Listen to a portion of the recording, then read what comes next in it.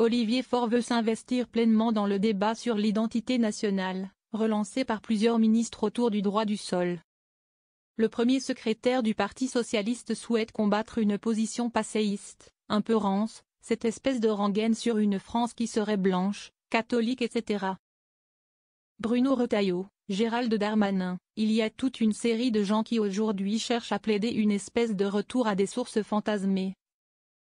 Dénonce-t-il ce lundi 10 février sur BFM TV RMC, scène prenant directement au ministre de l'Intérieur et à celui de la Justice.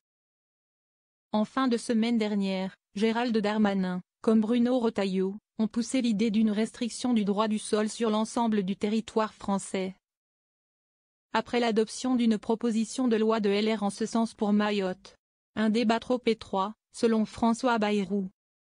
Interrogé par RMC vendredi dernier, le Premier ministre veut élargir la réflexion autour de la question suivante, qu'est-ce d'être français? Que la gauche puisse parler fort sur l'identité du pays. Fustigeant une vision figée de ce qu'est notre pays, Olivier Faure souligne que la France est un pays métissé, pluriculturel, plurireligieux, qui aujourd'hui plonge ses racines dans son histoire, mais aussi dans les apports successifs migratoires. Il incarne lui-même ses propos, étant le fils d'une mère vietnamienne.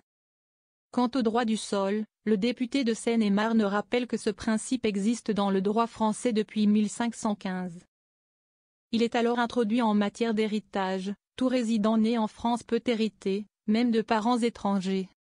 On a là un des éléments constitutifs de ce que nous sommes, qui a été consolidé ensuite par la Révolution, par la République. On l'aura compris, le patron des socialistes est évidemment contre une restriction du droit du sol. Et il compte se faire entendre.